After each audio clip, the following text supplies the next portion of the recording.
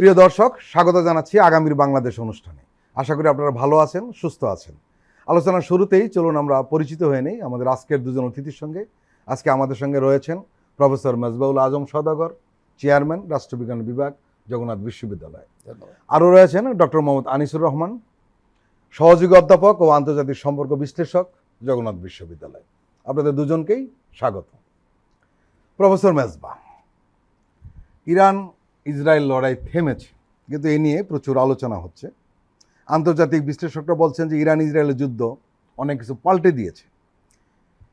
এতে এখন স্পষ্ট হয়ে উঠছে যে ইসরায়েলের আগের মতো মধ্যপ্রাচ্যের এককভাবে নির্ধারণ করতে পারছে না বা পারবে না। এর মানে হলো যে মধ্যপ্রাচ্য হয়তো আর ইসরায়েলের ছকে চলবে না। ইরানের প্রতিরোধ, জনগণের ঐক্য, আন্তর্জাতিক দৃশ্যপট এখন অনেকটাই আসলে বদলে গেছে। আপনার কি মনে হয়? আপনি যেমনটি বললেন যে দৃশ্যপট পাল্টে গিয়েছে। আসলে যুদ্ধ শেষ হয়ে গেলেও যুদ্ধের অনেক ধরনের ইম্প্যাক্ট থাকে আমাদের সোসাইটিতে, বিশ্বে। সেই ইম্প্যাক্টগুলো যদি আমরা অ্যানালাইসিস করি, তাহলে আমরা দুটো জিনিস এখানে মূলত প্রকাশিত হয়েছে। নাম্বার ওয়ান, ইসরায়েল দীর্ঘদিন ধরে যে যুদ্ধ করে আসছে গাজার সাথে, সেই যুদ্ধটার প্রকৃতি যদি আপনি ব্যাখ্যা করেন, বিশ্লেষণ করেন, আপনি দেখবেন যে ওই যুদ্ধটা ছিল একপাক্ষিক, এক পেশে একটা যুদ্ধ। এবং এটাকে অনেকেই এটা যুদ্ধ বলতেও নারাজ, কারণ দুই পক্ষের মধ্যে একটা লড়াই হয়, কিন্তু গাজার যুদ্ধ কিন্তু দুই পক্ষের কোনো লড়াই হয় না। একপাক্ষিকভাবে গিয়ে বিমান, খুব নির্ভয়ে একটা বিমান গিয়ে হামলা চালায়, বোমা ফেলে চলে আসলো আর কি। তো একটা ধারণা ছিল, পারসেপশন ছিল পুরো মধ্যপ্রাচ্যকে ঘিরে, যে মধ্যপ্রাচ্যে ইসরায়েলের এই শক্তিকে কাউন্টার দেওয়ার মতো আর কেউ নাই। এবং ধারণা করা হতো যে ইরানকে মনে করা হতো যে ইসরায়েলকে কাউন্টার দিতে পারবে, কিন্তু কখনো দৃশ্যপটে ইরান আসে নাই যে কিভাবে সরাসরি একটা যুদ্ধে ইরানের সাথে ইসরায়েলের এই যুদ্ধটা হবে, লড়াইটা হবে। এই এবারকার 25 সালের যুদ্ধের মধ্যে দিয়ে আমরা এটা জিনিস বুঝলাম যে ইসরায়েল সেই পুরনো পারসেপশন নিয়েই কিন্তু ইরানে হামলাটা চালিয়েছিল, এবং এই হামলার জবাবটা ঠিক কীরকম হতে পারে এই বিষয়ে ইসরায়েলের যে ক্যালকুলেশনটা ভুল ছিল, এটা কিন্তু ইসরায়েলের ধ্বংসাযজ্ঞের দিকে যদি আমরা তাকাই, সেটা দেখলে কিন্তু আমরা পুরো বুঝতে পারছি। কারণ পুরো ইসরায়েল এটা কখনো বিশ্বাসই করতে পারতো না, তাদের এটা কল্পনারও বাইরে ছিল যে ইসরায়েলের আকাশ এতগুলো প্রতিরক্ষা ব্যবস্থা ভেদ করে কোনো ক্ষেপণাস্ত্র এসে ইসরায়েল হামলা চালাতে পারে। এই ঘটনাটার মধ্য দিয়ে মূলত ক্যালকুলেশনটা চেঞ্জ হয়ে গেছে।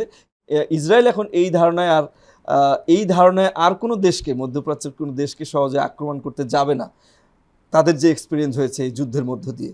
কারণ ইরানি ক্ষেপণাস্ত্রগুলো অনেকগুলো রাষ্ট্রের প্রতিরক্ষা ব্যবস্থা ভেদ করে কিন্তু এগুলো ইসরায়েলে এসে আঘাত এনেছে। এবং সর্বশেষ যে ধ্বংসযজ্ঞগুলো আমরা দেখলাম, আপনি দেখবেন যে 100টা ক্ষেপণাস্ত্র ছুড়েছে, এগুলো কয়েকটা লক্ষ্য বস্তুতে এগুলো প্রতিহত করা হয়েছে, তারপরে এসে আঘাত এনেছে, এবং আঘাতটা ছিল খুব ভয়াবহ রকমের।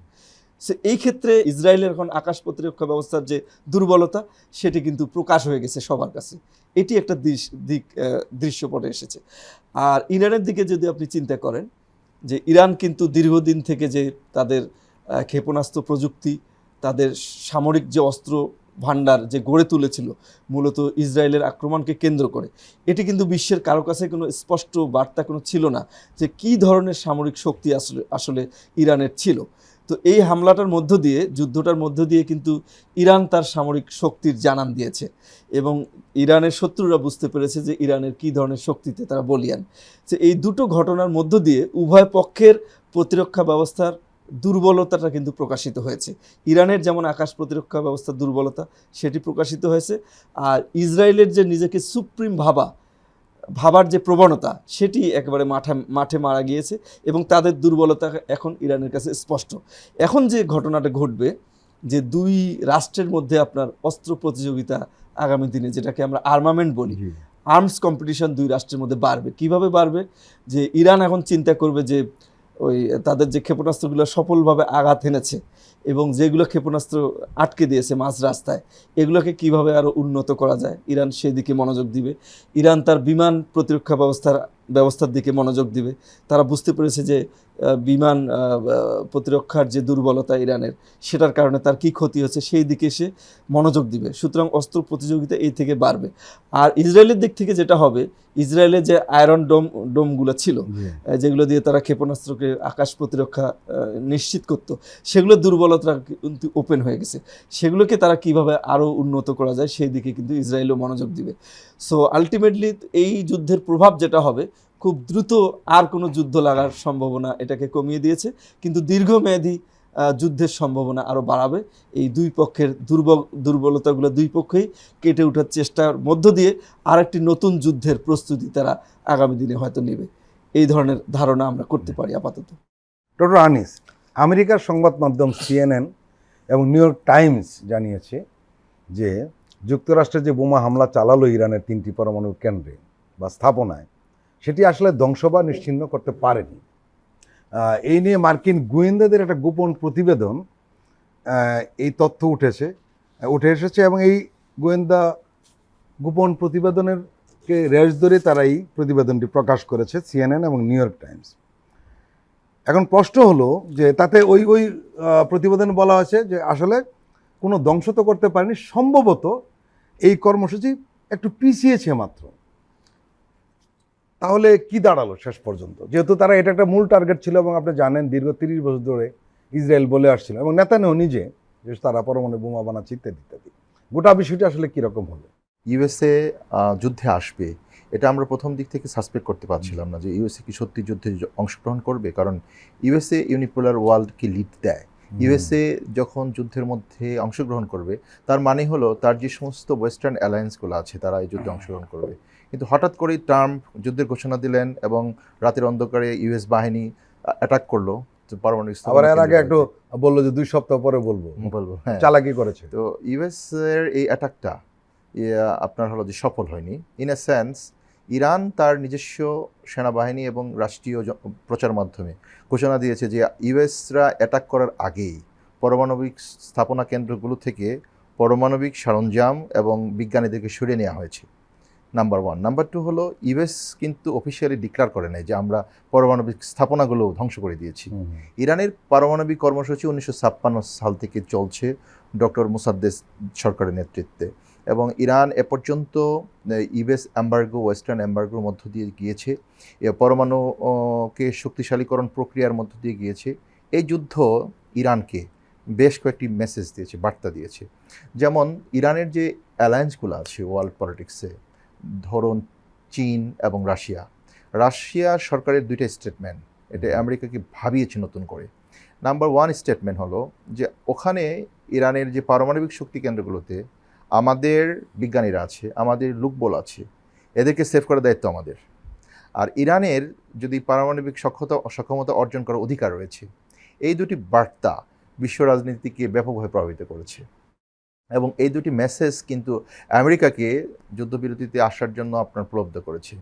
অন্যদিকে যদি আপনি ইসরায়েলের বিষয়টা দেখেন, ইসরায়েল এই ইরানকে এক নম্বর প্রতিপক্ষ রাষ্ট্র মনে করে, because of Iran nuclear weapon, অন্যান্য মিলিটারি যে ওয়েপনগুলো আছে, আধুনিক সমরাস্ত্র, এটাতে উন্নত লাভ করেছে। ইসরায়েল অনেক দিন থেকেই ক্যালকুলেশন, অনেক দিন থেকেই গোয়েন্দা প্রতিবেদন পেয়ে আসছে যে ইরান তাদের জন্য, তাদের নিরাপত্তার জন্য হুমকি।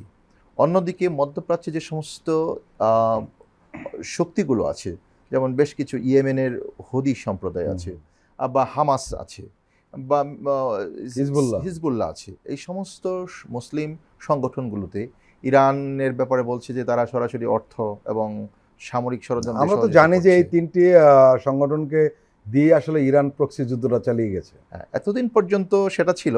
এবং এই যুদ্ধে কিন্তু প্রমাণিত হয়েছে, কারণ এই যুদ্ধ কিন্তু চারমুখী আক্রমণকে প্রতিহত করতে হয়েছে ইসরায়েলকে। এবং 1956 সালের পরে আরব ইসরায়েল যে 4টা যুদ্ধ হলো, এই 4টি যুদ্ধে সমস্ত আরব রাষ্ট্রগুলো এক হয়ে ইসরায়েলকে কিন্তু আপনার হলো অ্যাটাক করতে পারে নাই। 67তে মাত্র 6 দিনে পরাজয় হয়েছে, ওই ব্যাটল অফ 7 ডেজ, সেখানে পরাজিত হলো। বাট এই প্রথম ইসরায়েল কিন্তু একটা ম্যাটেরিয়ালিস্ট সোসাইটিকে বিলং করে। ইসরায়েলের মানুষ মনে করে যে তারা মানে সুরক্ষিত, তারা কখনো অ্যাটাকের আক্রান্ত হবে না। এবং তারা খুব এই ভেবে নিরাপত্তার বিষয়টা ভেবে তারা কিন্তু খুবই সুন্দর জীবনযাপন করছে যে আমাদের life secured. For the first time ইরানে এটা ম্যাসিভ অ্যাটাক, এবং এই অ্যাটাকটি কিন্তু ওয়েস্টার্ন মিডিয়াতে আপনার এতটা ফোকাস হয়নি, কারণ ইরানের আন্তর্জাতিক সংবাদ মাধ্যমগুলো সংবাদ সংগ্রহের জন্য ইসরায়েলে ঢোকার আর সবচেয়ে বড় permission কথা হলো ছিল না। আন্তর্জাতিক সংবাদ মাধ্যমগুলি সবাই মূলত ইসরায়েলের সমর্থক, প্রায় সবাই বলা যায় ওয়েস্টার্ন মিডিয়ার ওয়েস্টার্ন মিডিয়া। আমরা যতটুকু দেখেছি সেটা হলো যে আপনার মধ্যপ্রাচ্যের যে সমস্ত 3টা রাষ্ট্রের উপর দিয়ে মিসাইলগুলো গিয়েছে সেখানকার সাধারণ জনগণ যে ভিডিওগুলো ফুটেজগুলো করেছে, এবং বেশ কিছু যেমন TRT টার্কিশ একটা মিডিয়া এবং তেহরানের কিছু মিডিয়ার মাধ্যমে বিশ্বব্যাপী জানতে পেরেছে যে ম্যাসিভ অ্যাটাকগুলো হচ্ছে, মুসাদের সদর দপ্তর গুড়িয়ে দিল ইরান। সুতরাং এই যুদ্ধটার স্কেল ছিল ডিফারেন্ট, এবং মধ্যপ্রাচ্যের রাজনীতিতে এটা নতুন একটা মেরুকরণ তৈরি করার সময়। ডক্টর আনিস, এখানে একটা প্রশ্ন উঠেছে, সেটি হলো যে দীর্ঘদিন ধরে অর্থনৈতিক অবরোধের মধ্যে রয়েছে ইরান, এবং তারা নানান ধরনের ষড়যন্ত্র শিকার হয়েছে।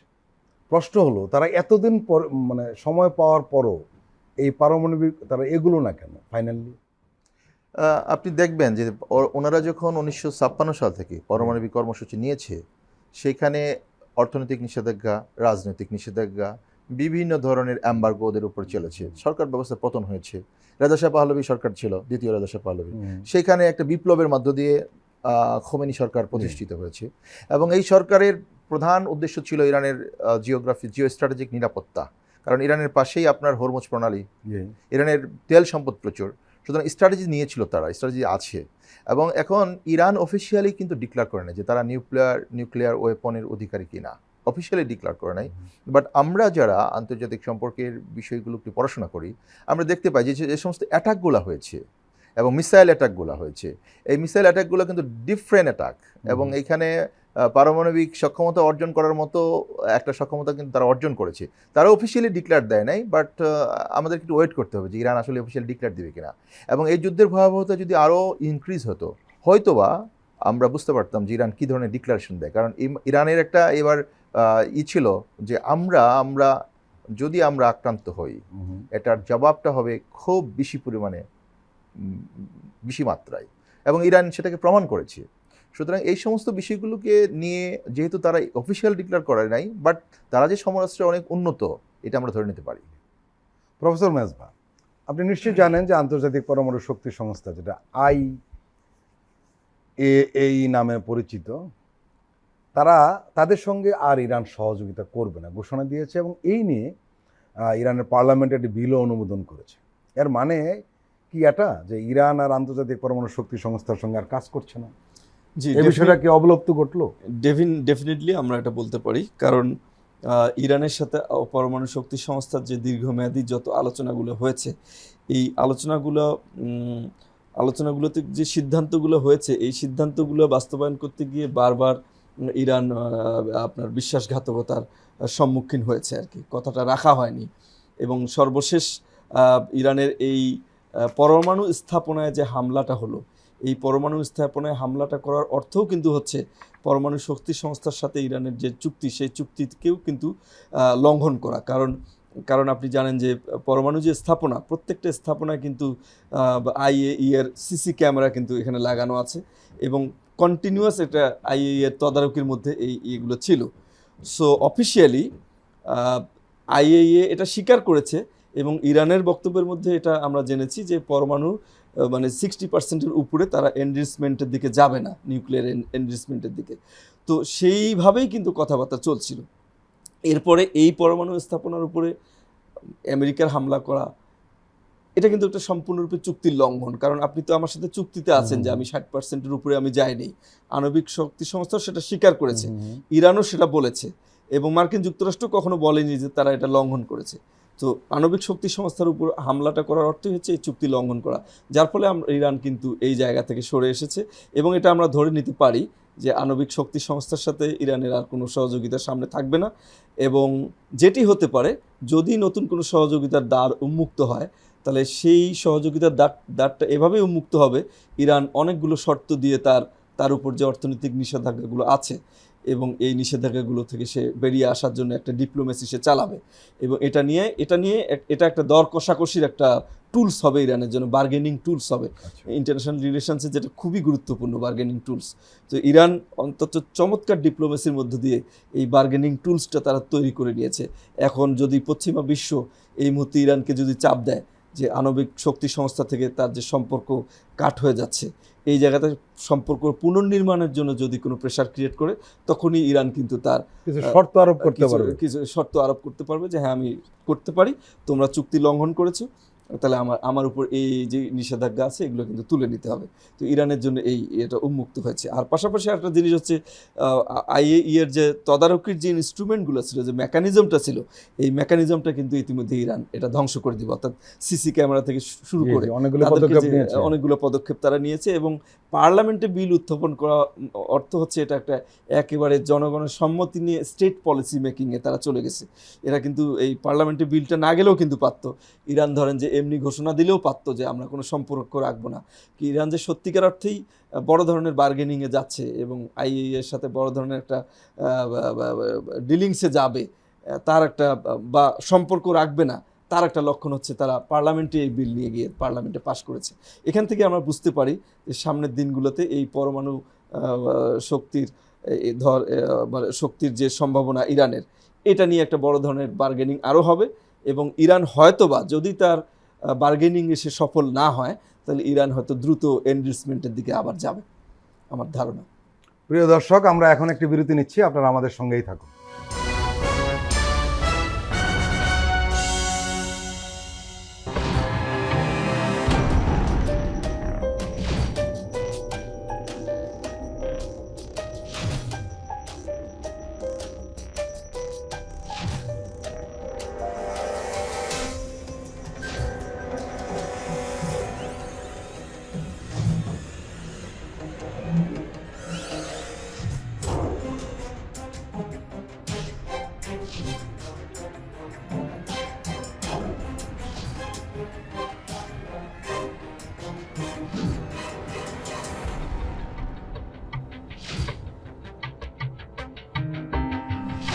কেমন আছে অর্থনীতি দেখবেন প্রতি সোম ও মঙ্গলবার রাত 10:20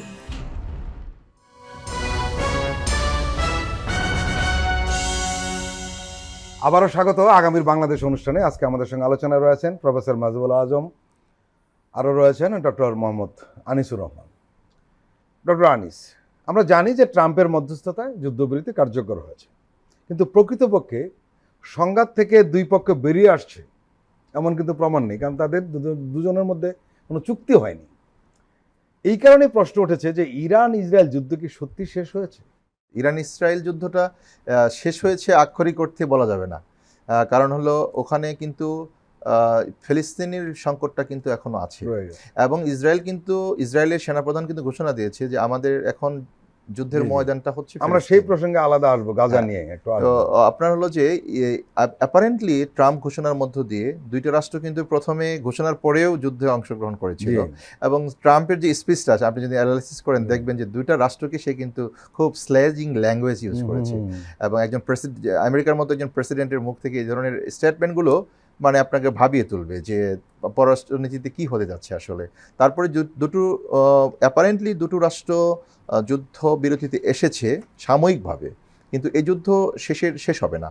এই যুদ্ধটা দীর্ঘস্থায়ী যুদ্ধের দিকে রূপান্তরিত হওয়ার সম্ভাবনা থাকবে, কারণ ইসরায়েলের একটা সম্প্রসারণবাদী নীতি আছে। ইসরায়েল তার সাম্রাজ্যকে এক্সটেন্ড করতে চায়, একেবারে হলো যে মধ্যপ্রাচ্যে তাদের একক নিয়ন্ত্রণ আনতে চায়। ইরান ছেড়ে দেওয়ার পাত্র না। ইরানের মানে আপনার 4000 বছরের ইতিহাস আছে, তারা মাথা নত করার মতো জাতি না। সুতরাং তারা এই যুদ্ধটা কিন্তু ইরান অফেন্সিভ যুদ্ধ না, এইখানে ডিফেন্সিভ যুদ্ধ সে করেছে, এবং ডিফেন্সিভ যুদ্ধে সে সাকসেস হয়েছে। সুতরাং এই যদি যুদ্ধে সাকসেস, তার মানে তাকে ভবিষ্যৎ যুদ্ধগুলো কেমন হবে এবং ভবিষ্যৎ যুদ্ধের নেতৃত্ব কেমন হবে, ভবিষ্যৎ যুদ্ধের পলিসি কেমন হবে, এটা নিয়ে ইরান কাজ করবে। যেমন ইরানের যে ড্রব্যাকসগুলো ছিল ওগুলো নিয়ে কাজ করবে ইরান নিশ্চয়ই। আকাশ প্রতিরক্ষা, গোয়েন্দা সংস্থাতে তাদের দুর্বলতাটা ফুটে উঠেছে, সেটা নিয়ে কাজ করবে, আকাশ প্রতিরক্ষা নিয়ে কাজ করবে। এবং ইরানের কিন্তু প্রো আমেরিকান, প্রো ওয়েস্টার্ন কিছু এন্টিটিস আছে ইরানে, এটা রেজা শাহ পাহলভি বলেন, আপনি হলো যে ওয়েস্টার্ন অ্যালাইসগুলো বলেন, ওয়েস্টার্ন মেন্টালিটি কিছু পিপল আছে, তাদের নেতৃত্বে মোসাদ এবং ওয়েস্টার্ন এজেন্টরা ইরানে কিন্তু একটা ডিস্ট্রাকশন করেছিল প্রথম 2 দিন। সুতরাং ইরানের অভ্যন্তরীণ সিকিউরিটির প্রশ্নও কিন্তু ইরান এখন নতুন করে ভাববে, অলরেডি ভাবা শুরু শুরু করেছে, প্রচুর অ্যারেস্ট হয়েছে, আপনি নিশ্চয়ই জানেন। জি, এবং জিও স্ট্র্যাটেজির ক্ষেত্রে, মধ্যপ্রাচ্যের জিও স্ট্র্যাটেজির ক্ষেত্রে ইরান নতুন করে তার ফরেন পলিসি মেকিং করবে। মধ্যপ্রাচ্যের 3টা রাজনৈতিক গোষ্ঠী আপনার হলো যে সক্রিয়, একটা আরব, একটা হলো পার্সিয়ান মানে ইরানীয়রা, আর একটা হলো তার্কি। সুতরাং 3টা এন্টিটির মধ্যে, 3টা এথনিক এন্টিটির মধ্যে রাজনৈতিক বোঝাপড়াটা কেমন হবে, তাদের সমরাষ্ট্রের পলিসিটা কেমন হবে, তাদের মধ্যে ফরেন পলিসি মেকিংটা কেমন হবে, ওয়েস্টার্নদের ব্যাপারে তাদের কি স্ট্যান্ড হবে, তাদের কি অবস্থান হবে, এটা নিয়ে কিন্তু ইরান কাজ করবে। 3টা জাতিসত্তার কথা বললেন, আরব, পার্সিয়ান আর হলো তার্কি। কিন্তু আসলে আলটিমেটলি আরবদের সেই অবস্থাটা কি রয়েছে এখন? তারা তো অনুগত বান্দা হয়ে গেছে, শুধু আমেরিকার নয়, ইসরায়েলও। কারণ হলো আরবের মধ্যে উপনিবেশটা হয়েছিল। আপনি দেখবেন যে পার্সিয়া এবং তার্কি কিন্তু উপনিবেশ ছিল না। এখন আরবের যে নতুন যে রাষ্ট্রগুলো, এগুলো তো একসময় অটোমানদের ছিল, উসমানীয়দের খেলাফতের অধীনে ছিল। এখানে যখন নতুন করে রাষ্ট্রগুলো জন্ম হলো, এই জন্মগুলো হচ্ছে 2টা ম্যান্ডেটের মাধ্যমে, ফরাসি ম্যান্ডেট, ব্রিটিশ ম্যান্ডেট। এখন ব্রিটিশটা চলে গেছে, ব্রিটিশদের ছায়া হলো আমেরিকান ম্যান্ডেটে আরব রাষ্ট্রগুলো চলে। কিন্তু এটার শেষ কোথায়? এটারও তো শেষ আছে, বিকজ অফ তারা নতুন করে ভাবতে শিখছে এবং তাদের যদি রাজনীতির কোনো একটা গুণগত পরিবর্তন আসে, মধ্যপ্রাচ্যের রাজনীতি বিশেষ করে ডেমোক্রেটিক যদি স্পিরিটটা তৈরি হয় মধ্যপ্রাচ্যে, তাহলে কিন্তু মধ্যপ্রাচ্যের এই আরবদের মধ্যে ওয়েস্টার্ন যে অ্যাপ্রোচটা, এটা পরিবর্তন হওয়ার একটা সম্ভাবনা তৈরি হবে।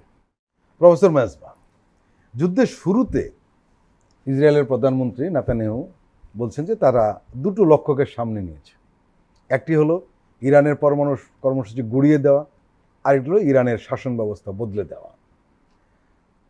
আমরা আপনাদের আলোচনা অলরেডি উঠে এসছে যে আসলে যদি আমরা বলি যে ইরানের পরমাণু কর্মসূচিকে গুড়িয়ে দেওয়া গেল, উত্তরটা না হবে। আরেকটা বিষয় যেটা, সেটা হলো যে রিজিম চেঞ্জ, এটা নিয়ে বারবার বলা হয়েছে, কিন্তু সেটি কি পেরেছে? সেটিও না, বরঞ্চ আমরা দেখলাম উল্টো ফলাফল এসছে। কীরকম?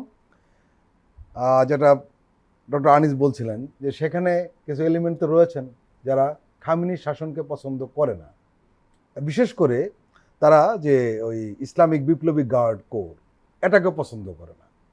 কিন্তু আমরা লক্ষ্য করলাম যখন আক্রমণটা শুরু হলো, তখন সবাই কিন্তু সরকারকে সমর্থন দিল। গোটা ইরানিরা মনে করেছে যে আসলে এই আক্রমণটা সরকারের উপর হয়নি, এটা হয়েছে মূলত ইরানের উপরে, দেশটার উপরে আক্রমণ হয়েছে। তাহলে কি দাঁড়ালো?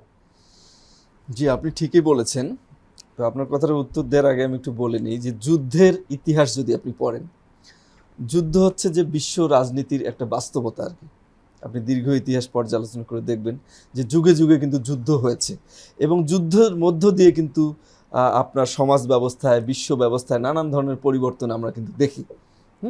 তো সেই প্রেক্ষাপটে যদি আপনি এই ইরান ইসরায়েল যুদ্ধটাকে আপনি যদি দেখেন, তাহলে ইরানের যে ন্যাশনাল ইউনিটি, এই যুদ্ধ কিন্তু ইরানের ন্যাশনাল ইউনিটিকে অনেক বেশি শক্তিশালী করেছে। না, কেউ কেউ বলছে খামেনিরা শক্তিশালী হলে, ওইটাই আমি বলছি যে ন্যাশনাল ইউনিটিকে শক্তিশালী করেছেন। কারণ একটা রাষ্ট্রের উপর এই ধরনের বর্বর আক্রমণ, এটা অনেক সময় সরকারের বিরোধী যারা আছে তারাও অনেক সময় মেনে নেয় না, যদিও সেখানে অনেকগুলো এজেন্ট পাওয়া গেছে, মোসাদের এজেন্ট, তাদেরকে গ্রেপ্তার করা হয়েছে। কিন্তু এর মধ্য দিয়ে ইরানের ন্যাশনাল ইউনিটি অনেক শক্তিশালী হয়েছে, যেটা আমাদের আনিস ভাই বললেন যে এর মধ্য দিয়ে নতুন করে তারা যুদ্ধ নীতি, তারা স্টেট পলিসিকে তারা এখন সাজাবে। তো সেই প্রেক্ষাপটে ইরানের এই যুদ্ধের মধ্য দিয়ে ইরান অনেক অনেক লাভবান হয়েছে, এবং তাদের ন্যাশনাল ইউনিটির স্ট্রেংথ অনেক বাড়বে সামনের দিনগুলোতে। তারা যুদ্ধ ব্যবস্থার পাশাপাশি তাদের সমাজ এবং রাষ্ট্র ব্যবস্থায় আরও ছোটোখাটো যে দুর্বলতাগুলো আছে, সেই দুর্বলতাগুলোও কিন্তু তারা ধরতে পেরেছে, এবং সেগুলো নিয়ে কিন্তু তারা কাজ করবে। এটা হচ্ছে প্রথম কথা, যুদ্ধের মধ্য দিয়ে এটা লাভ ইরানের। আর হচ্ছে আরেকটা বিষয়, আপনি যেটা জয় পরাজয়ের কথা বললেন যে যুদ্ধের লক্ষ্য থাকে, কিন্তু দেখেন এই যুদ্ধে কিন্তু ইরানের তেমন কোনো সুস্পষ্ট লক্ষ্য ছিল না। ইরানের উপর যুদ্ধটা ছিল চাপিয়ে দেওয়া যুদ্ধ, এটাকে আপনি একপাক্ষে বলতে পারেন। যেমনটা আমরা বলছি যে ইরান এখানে ডিফেন্সিভ ওয়ার পরিচালনা করেছে, কিন্তু ইসরায়েল হচ্ছে অফেন্সিভ করেছে আর কি। তো ইসরায়েলের একটা লক্ষ্য ছিল, লক্ষ্যগুলো তারা সরাসরি প্রকাশ করেছে। একটা হচ্ছে তার পরমাণু স্থাপনাকে একেবারে ডিস্ট্রয় করে দেয়া, আরটা হচ্ছে ওখানে শাসন ব্যবস্থার পরিবর্তন করা। শাসন ব্যবস্থার তো পরিবর্তন হয়নি, বরং ওখানে আবার ন্যাশনাল ইউনিটি আরও শক্তিশালী হয়েছে, খোমেনিও অনেক শক্তিশালী হয়েছে। আর পাশাপাশি আপনার পরমাণু স্থাপনা প্রথম দিকে আমরা বললাম যে কিছুটা ক্ষতি হয়েছে, কিন্তু এখন মার্কিন গোয়েন্দা সংস্থার রিপোর্টে বলা যাচ্ছে যে না, তেমন কোনো ক্ষতি হয়নি। এবং ইরান বলছে যে যুদ্ধ শুরু হওয়ার আগেই তারা সেখান থেকে প্রয়োজনীয় সরঞ্জামগুলো তারা সরিয়ে নিয়েছে। এখন যেটাই হোক, আলটিমেটলি কিন্তু ইসরায়েলের যুদ্ধের যে লক্ষ্য তো অর্জিত হয়নি, বরং ইসরায়েলের সামরিক যে সক্ষমতা এবং সামরিক সক্ষমতার যে কোথায় কোথায় দুর্বলতা, সেটা তার ইসরায়েলের শত্রুর কাছে সেটা কিন্তু পরিষ্কার হয়েছে। এবং এই দুর্বলতাগুলোকে কেন্দ্র করেই কিন্তু ইরান আগামী দিনে তার যুদ্ধনীতিকে সাজাবে। আর ইসরায়েলও, যেটা আগেই বললাম, ইসরায়েলও এই বিষয়ে কাজ করবে, কিন্তু আলটিমেটলি ইসরায়েলের এই যুদ্ধে ব্যাপক পরাজয় হয়েছে। আর ইরানের আমি জয় পরাজয় বলবো না, কারণ ইরান তো এখানে অ্যাগ্রেসিভ কোনো যুদ্ধে এগিয়ে আসেনি, ঘোষণা দিয়ে তারা যুদ্ধ তারা প্রতিহত করেছে শুধুমাত্র। তো সেই প্রেক্ষাপটে ইসরায়েলের এখানে ব্যাপক পরিমাণ ক্ষয়ক্ষতি হয়েছে এবং তার কোনো লক্ষ্য অর্জিত হয়নি। ডক্টর আনিস, প্রফেসর মাজবা যে কথাগুলো বলছিলেন, এরকম কিছু কথা কিন্তু আমরা শুনছি আন্তর্জাতিক মিডিয়াতে বা যারা বিশ্লেষক রয়েছেন তারা বলছেন যে ইরানে যে ক্ষেপণাস্ত্র বারবার ইসরায়েলের সুপ্রসিদ্ধ যে আকাশ প্রতিরক্ষা ব্যবস্থা, সেটাকে তারা তছনছ করে দিয়েছে, ভেদ করেছে। এবং আপনারা দেখেছেন যে তেল আবিব, জেরুজালেম সহ একেবারে কেন্দ্রে তারা যেভাবে আঘাত এনেছে। এবং আপনি নিশ্চয়ই ছবিতে দেখেছেন কোনো কোনো এলাকা গাজার মতো মনে হচ্ছিল। এটা একটা দিক। এর মানে হলো যে ইরান কিন্তু এই হামলা গোটা ইসরায়েলকে অচল করে দিতে পেরেছিল। আরেকটা নজিরবিহীন হতাহত এবং ক্ষয়ক্ষতির ঘটনা ঘটেছে ঠিকই, কিন্তু আরেকটা ঘটনা ঘটেছে, সেটি হলো যে তাদের ক্ষেপণাস্ত্র ফুরিয়ে গিয়েছিল, তারা সেটা সহজে দ্রুত পূরণ করতে পারছিল না। অর্থনীতি কিন্তু এই জিনিসটা কম এসছে, ইসরায়েলের অর্থনীতি কিন্তু একেবারে পঙ্গু হয়ে গিয়েছিল, সমস্ত কার্যকলাপ বন্ধ। আর আপনারা জানেন যে ইসরায়েলে যারা বসবাস করেন তারা সবাই অবৈধ বসবাসকারী, তাদের ভিতরে নীতিগত একটা দুর্বলতা থাকে সবসময়, এরা খুব ভীত হয়। কিন্তু এই প্রথম দেখেছে তারা আসলে সুরক্ষিত নয়। আরেকটা দিক এখানে আলোচনা উঠছে যে সেটা হলো যে ইরান যুদ্ধের ক্ষত এবং বোমার হামলার মধ্য দিয়ে যেটা হয়েছে, একটা নতুন ইরানের জন্ম হয়েছে এবং শত শত মানুষের প্রাণহানি, নির্বিচার বোমা হামলায় ইরানের ক্ষয়ক্ষতি হয়েছে, এটা ঠিক। কিন্তু শক্তিশালী ইসরায়েলি বাহিনীর মুখোমুখি হয়ে ইরান মাথা নত করেনি, এটা কিন্তু আরেকটা মেসেজ। এইখানে আমি এই কথাগুলো বলার অর্থ হলো সেটা হলো শুধু বাহ্যিকভাবে নয়, নীতিগতভাবে এবং মনস্তাত্ত্বিকভাবে এখানে ইসরায়েল হেরে গিয়েছে, এটাই বলার চেষ্টা করেছে আন্তর্জাতিক বিশ্লেষকরা। আপনার কি মনে হয়? যে আপনি যথার্থ উপস্থাপন করেছেন বিষয়গুলো। ওয়েস্টার্ন মিডিয়ার একটা প্রপাগান্ডা ছিল প্রথম থেকে, এটা খুব সুনির্দিষ্ট প্রপাগান্ডা ছিল। প্রথম 2 দিনের যুদ্ধ যদি আপনি বিশ্লেষণ করেন, দেখবেন যে ওয়েস্টার্ন মিডিয়া 2টা প্রপাগান্ডা চালিয়েছে। একটা হলো তারা প্রপাগান্ডা চালিয়েছে খোমেনি ইরানকে লিড দিতে পারছে না, খোমেনি সরকারটা ব্যর্থ সরকার, খোমেনির জায়গায় আমরা একটা নতুন সরকার নিয়ে আসতে চাই যারা ইরানিদের সরকার হবে। এটা কিন্তু খুবই স্ট্র্যাটেজিক একটা বক্তব্য, ইরানিদের সরকার। তার মানে হচ্ছে খোমেনির উপর ইরানের কোনো আস্থা নাই। এইটা দিয়ে ইরানের মানুষদের মধ্যে এক ধরনের উস্কানি দেওয়ার চেষ্টা করেছে, সেন্টিমেন্ট তৈরি করেছে খোমেনি বিরোধী। কিন্তু এটা দেখা গেল বেসিক্যালি খোমেনির পক্ষের মানুষ এবং ইরান ইউনাইটেড হয়ে গেছে, ইরানের মানুষগুলো ইউনাইটেড হয়ে গেছে। সুতরাং ওয়েস্টার্ন মিডিয়ার যে প্রপাগান্ডার প্রথম প্রপাগান্ডা, এটা ইরানে এটা অ্যাপ্লাই করতে পারলো না। দ্বিতীয় যে প্রপাগান্ডাটা ছিল যে ইরানের কাছে এতটা শক্তিশালী অস্ত্র নাই, যেটা অস্ত্রটা এই আয়রন ডোমের মতো প্রতিরক্ষা ব্যবস্থাকে ভেদ করে ইসরায়েলের অ্যাটাক করবে। সুতরাং এইটা একটা প্রপাগান্ডা ছিল। ইরান 2টা প্রপাগান্ডার মুখ্য জবাব দিয়েছে। প্রথমত, ইরানের খোমেনির নেতৃত্বে যে ইরান এক, এটা প্রমাণ করেছে ইরান যে আমরা এক, ইউনাইটেড। এবং যুদ্ধে যে ইরানিরা ঘুরে দাঁড়ায় এবং যুদ্ধ যে ইরানিদেরকে একটা ইউনাইটেড জায়গার মধ্যে নিয়ে আসে, এটা কিন্তু এই যুদ্ধে প্রমাণিত হয়েছে আবার, যে ইরানিরা এক এবং ইরানিদের ব্লাড কথা বলে। ইরানিদের যখন সার্বভৌমত্বের উপর যে দেশপ্রেমটা ইরানিদের আছে, সেটা আবার প্রমাণিত হয়েছে। দেশপ্রেম কিন্তু ইরানিদের এইখানে নষ্ট হয়নি।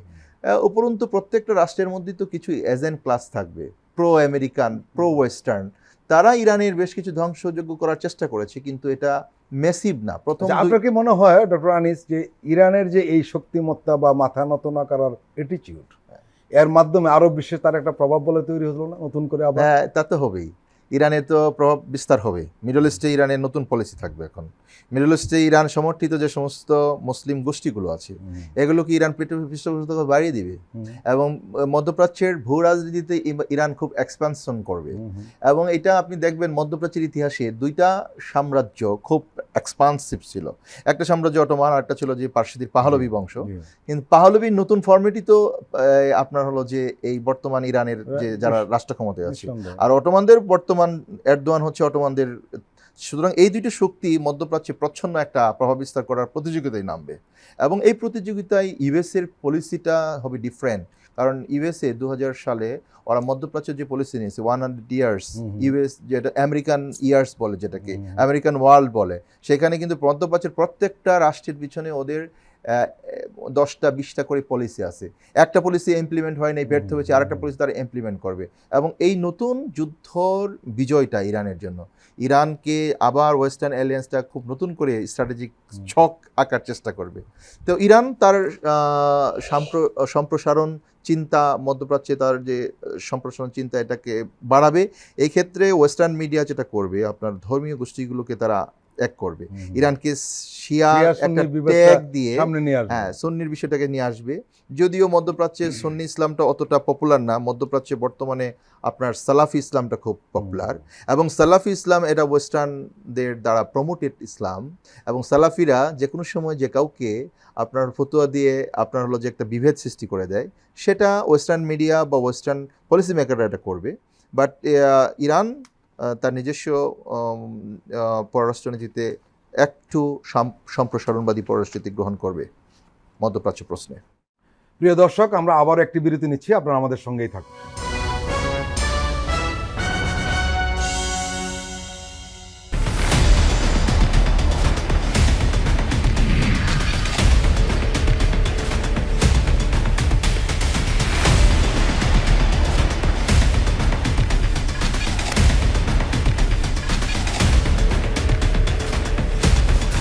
নিপীড়নের স্মৃতি, প্রযোজনা মোহাম্মদ হাসান রিয়াদ ও গোলাম মোর্শেদ।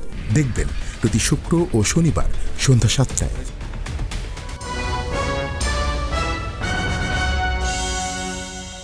আবারও স্বাগত আগামীর বাংলাদেশ অনুষ্ঠানে। আজকে আমাদের সঙ্গে আলোচনায় রয়েছেন প্রফেসর মেজবাউল আজম সওদাগর, রয়েছেন ডক্টর মোহাম্মদ আনিসুর রহমান। আমরা গাজা প্রসঙ্গে আসি। বলা হচ্ছে যে গাজার ঘটনাকে ঘুরিয়ে দেওয়ার জন্য ইরান আক্রমণ করেছে, এরকম একটা পয়েন্টের কথা বলা আছে। হয়তো অনেকগুলো বিষয়ের মধ্যে এটি একটি বিষয় হতে পারে। এবং আপনারা জানেন যে 12 দিনের যে রক্তক্ষয়ী যুদ্ধটা হলো, সেখানে গাজার প্রসঙ্গটা অনেকটা চাপা পড়ে গিয়েছিল এবং কিন্তু গাজার হত্যাযজ্ঞটা থামে। আরেকটা বিষয় হলো যে বিশ্লেষকরা বলছেন যে ইরান যুদ্ধে খুব একটা সুবিধা করতে না পেরে এক প্রকার পিছু টান দিয়েছে ইসরায়েল, ঠিক আছে, কিন্তু এখন তারা আবার গাজায় মনোনিবেশ করতে পারে। প্রশ্ন উঠছে যে এই যে গাজার যুদ্ধবিরতি নিয়ে অনেকে এখন নতুন করে কথা বলছে যে এখানে যুদ্ধবিরতি হওয়া উচিত। প্রফেসর মেজবা, আপনি কি মনে করেন গাজার কোনো সমাধান আসবে ইরানকে কেন্দ্র করে বা এর রেশ ধরে? সুস্পষ্টভাবে সমাধান আসবে এটা বলা না গেলেও আপনার পাওয়ার ডাইনামিক্সে একটা ইন্টারন্যাশনাল রিলেশনসের যে পাওয়ার ডাইনামিক্স, সেখানে কিন্তু একটা আঘাত এনেছে আর কি এই যুদ্ধ। দুটোভাবে ব্যাখ্যা করা যেতে পারে যে ইসরায়েল এটা পরিষ্কারভাবে জেনে গিয়েছে যে তার যে শত্রু, তার সামরিক সক্ষমতা কতটুকু ভবিষ্যতের জন্য, এবং ইরান দেখবেন আপনি যখন ইসরায়েলকে থ্রেট দেয় তখন কিন্তু গাজাকে কেন্দ্র করে, গাজার ধ্বংসাযজ্ঞকে কেন্দ্র করেই কিন্তু থ্রেটটা ওখান থেকে আসে। এইটার একটা প্রভাব থাকবে। আর পাশাপাশি ইসরায়েলের যে রিজিম, যে শাসন ব্যবস্থা, সেটার উপর একটা অভ্যন্তরীণ চাপ থাকবে। চাপ থাকবে এই কারণে যে ইসরায়েলি জনগণ যে যুদ্ধের ভয়াবহতার ফলে কি ভোগান্তি জীবনে নেমে আসতে পারে, এই অভিজ্ঞতাটা ইসরায়েলের জনগণের ভিতরে নাই। যেটা আমরা বলছিলাম তারা ভাবতো যে অত্যন্ত সুরক্ষিত, সেইখানে একটা প্যারাডাইম শিফট হয়েছে, তাদের একটা মানসিক একটা পরিবর্তন হয়েছে এবং তাদের এই প্রথম। এবং এর কারণে ইসরায়েলি জনগণ কিন্তু অভ্যন্তরীণ জনগণের চাপে সরকার একটা থাকবে সবসময়, যে কোনো প্রকার যুদ্ধের বিরোধিতা তারা সবসময় চাবে যে যুদ্ধ না করে কীভাবে একটু শান্তিতে থাকা যায়, এই চাপটা ইসরায়েলি সরকারের উপর পড়বে। এবং আপনি জানেন যে সেখানে প্রায় 50,000-এর মতো ইসরায়েলি, তারা তাদের বিশাল তাদের বাড়িঘর সব ধ্বংস হয়ে গেছে, এগুলোর ক্ষতিপূরণ চেয়ে কিন্তু ইসরায়েলি সরকারকে আবেদন করেছে। তো এটি একটি বড় ধরনের চাপ। আর পাশাপাশি ইকোনমির উপর চাপ পড়বে ইসরায়েলের, কারণ তাদের প্রতিরক্ষা ব্যবস্থার যে যে গোলা বারুদ এটা কিন্তু অনেকাংশে তারা শেষ করে ফেলেছে। এটা কিন্তু খুব একটা ব্যবহৃত হতো না, এই ব্যাপক যুদ্ধে ব্যবহৃত হয়েছে। বিশেষ করে আয়রন ডোমের যে গোলা বারুদগুলো, সেগুলো কিন্তু অনেকটা আমরা জানছিলাম যে এগুলো ফুরিয়ে এসেছিল, সেগুলো তাদেরকে মেকআপ করতে হবে। তো সব দিক থেকে একটা ইসরায়েল যে কোনো ধরনের যুদ্ধের চাপে থাকবে, এইটুকু আমরা বলতে পারি। যুদ্ধে না জড়ানোর চাপটা তার উপর আগের চেয়ে বাড়বে, কিন্তু এর মানে এই নয় যে গাজার যুদ্ধটা শেষ হয়ে যাচ্ছে। গাজার যুদ্ধ আরও বড় কোনো সমাধান ছাড়া, বিশ্ব ব্যবস্থায় বড় কোনো পরিবর্তনের আভাস ছাড়া গাজার পরিস্থিতির কোনো উন্নতি হবে এটা আমার কাছে মনে হচ্ছে না। ডক্টর আনিস, আসলে গাজা একটা গণহত্যা হচ্ছে। 60,000-এর বেশি মানুষ ইতিমধ্যে নিহত হয়েছেন এবং যার বেশিরভাগ শিশু এবং নারী। আমরা দেখলাম মধ্যপ্রাচ্যের দেশগুলো, আরব দেশগুলো যেটা বলছিল, তারা সবসময় নীরব ভূমিকা পালন করছিল। আপনারা জানেন যে ইতিহাসে কিছু ঘটনা ঘটে, বিশেষ করে রক্ত কিন্তু অনেক শক্তিশালী, রক্ত কথা বলে। আমাদের এখানে যখন আন্দোলনটা হচ্ছিল বাংলাদেশে, যখন অনেক লোক মারা গেল, তখন সবাই সন্দেহ পোষণ করা শুরু করলো যে এই ফেসিস্টিজম টিকবে না, কারণ এই রক্তের একটা মূল্য আছে। এটা পৃথিবীর সব দেশেই ঘটেছে। কেউ কেউ এমন ধারণা করে যে গাজাকে কেন্দ্র করে ইসরায়েল যে হত্যাযজ্ঞটা চালালো, শেষ পর্যন্ত এই ঘটনাটাকে কেন্দ্র করেই তার পতন ডেকে আনতে পারে। আপনার কি মনে হয়? না, এটা আপনি সত্যিই বলেছেন। এই আধুনিক যুগে এত বড় ম্যাসিভ হত্যাকাণ্ড পৃথিবীর ইতিহাসে ঘটে নাই। নজিরবিহীন। হ্যাঁ, হত্যাকাণ্ড ঘটেছে এবং ইসরায়েলে এখানে নিরপরাধ মানুষকে হত্যা করেছে, আর্মলেস মানুষকে হত্যা করেছে, নির্বিচারে গুলি করেছে। সামরিক কিছু না, সামরিক কিছু কোনো অভিযান না।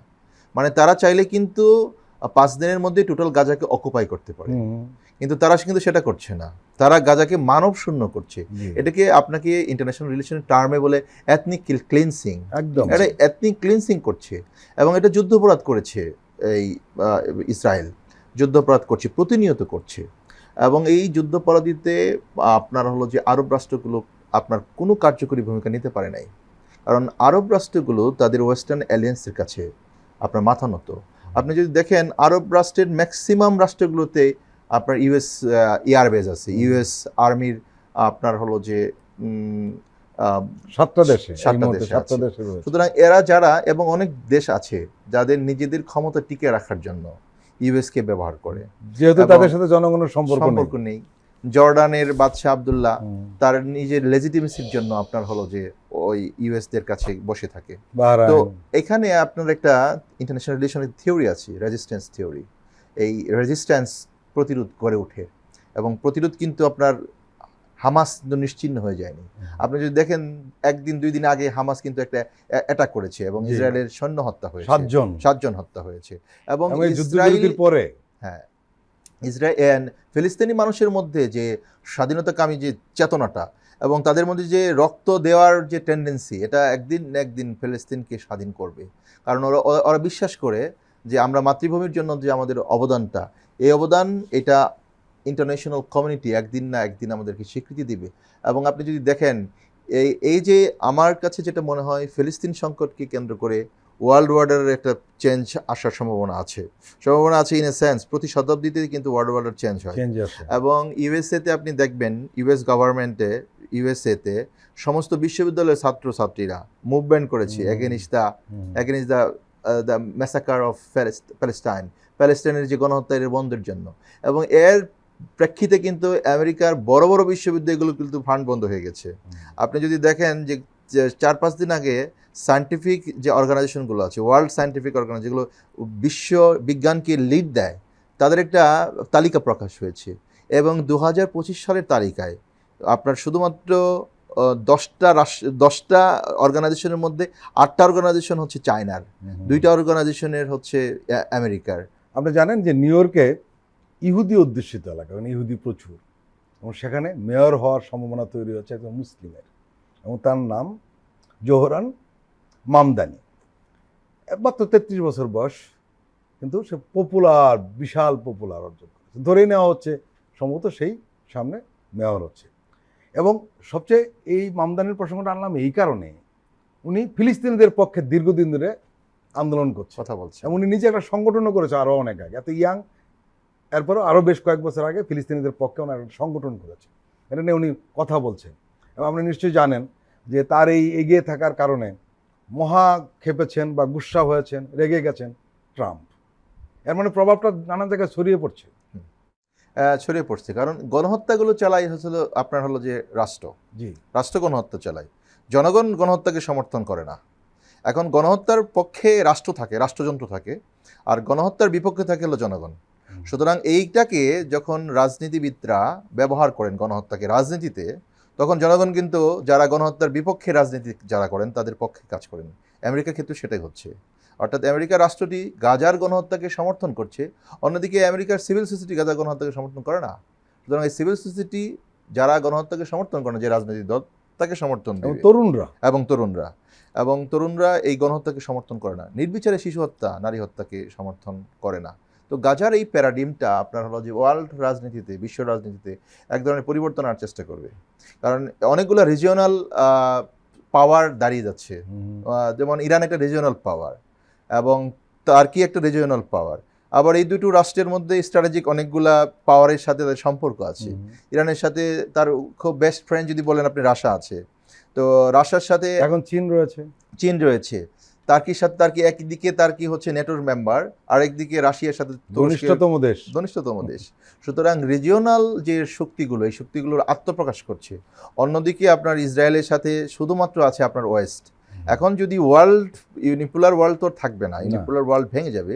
মধ্যপ্রাচ্যের রাজনীতির পরিবর্তনও সূচনা হতে পারে, আবার বিশ্ব রাজনীতির পরিবর্তনও কিন্তু সূচনা হতে পারে। আপনি দেখবেন আফগানিস্তানে যখন রাশিয়া আক্রমণ করলো 1979 সালে, 1979 সালে 89 পর্যন্ত রাশিয়া আমেরিকাতে ছিল, আফগানিস্তানে ছিল, এবং আফগানিস্তানের এই যুদ্ধটা কিন্তু পৃথিবীর নেতৃত্বকে চেঞ্জ করে দিয়েছে। রাশিয়া যখন ডিফিট হলো, তখন 90 সালে গিয়ে আমেরিকা ইউনিপোলার ওয়ার্ল্ডের ডিক্লারেশন, এবং যখন এটা বড় ধরনের ইম্প্যাক্ট পড়েছে এই কারণে তারা সীমান্তে ছিল, স্থল সীমান্তে ছিল, এরপর পারেনি। রাশিয়া ভেঙে গেছে, রাশিয়ার 10টা রাষ্ট্র রাশিয়া হারিয়েছে।